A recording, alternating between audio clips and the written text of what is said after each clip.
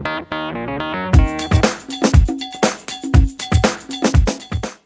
and welcome to the June 15th, 2015 First the Field Agronomy Update. In this week's update, we're going to talk about some of the observations we've seen in our Generate and Serenade soil trials, as well as make some commentary on what we're seeing with some agronomic principles in the field as well. So this past week, Anna and Holden have been out in the field making observations on the Serenade soil in corn and soybeans and Generate in corn and soybeans as well. We wanted to give you a little bit of an update here in regards to what those two have been finding in fields as they've been out walking. Holden has found some differences in the Generate trials, especially in corn. He's seen plants that have had bigger root masses and larger stalk diameters as well, and he's had some nice pictures he's been able to capture that we'll be sharing with all of you in time. In the comparisons that Anna's been making out in her trials with Serenade soil in the field, she hasn't seen an awful lot of differences to this point.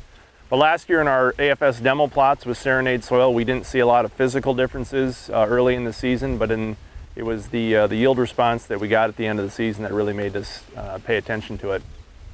In other news with First the Field this week, this next week, Nate Eitzman and I, along with Kyle Shirk from BASF, who was in a previous update, will be coming out to take nitrate readings for our 360 yield center nitrogen trial that we're going to be conducting. So we're going to be coming out to those fields and taking nitrate samples and inputting that information in the commander to get ready to make our nitrogen applications at the V10 growth stage.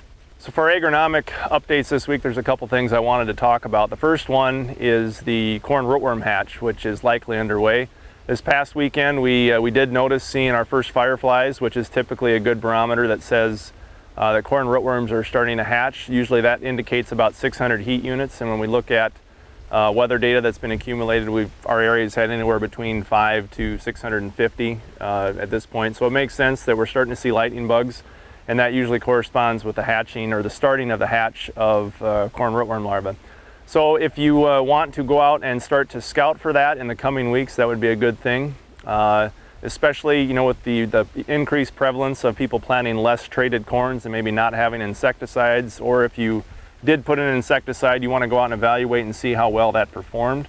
It's a simple test to do. You simply take a bucket of water out with you, pull up a root mass, put some salt in the water, and what that does, it helps float the larva to the top of the bucket.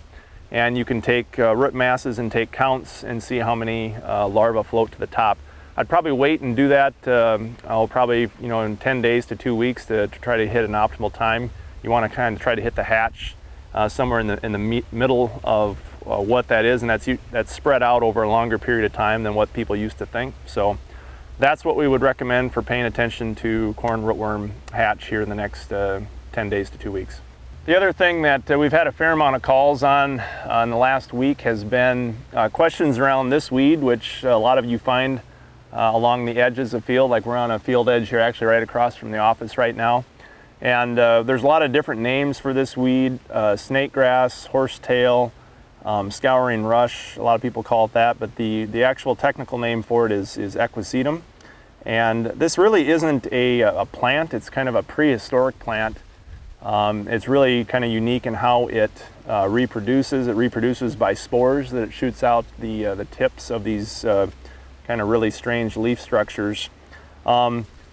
This is a problem that has seemed to spread more in the last couple years. I don't know if it's a cultural shift in farming practices with what we're using for herbicides, but we're definitely getting more calls about this as far as how to control these patches. The unfortunate thing is that there are very few herbicides that we can use in corn and soybean production that seem to have much activity at all. And some of the other things, other weed control measures like tillage actually can do more damage sometimes if you go out and perform like cultivation after this weed has sporulated and spread its seeds and actually for next year. And it's kind of unique. This plant actually has rhizomes underground that you can also break up with tillage and then spread further out into your field.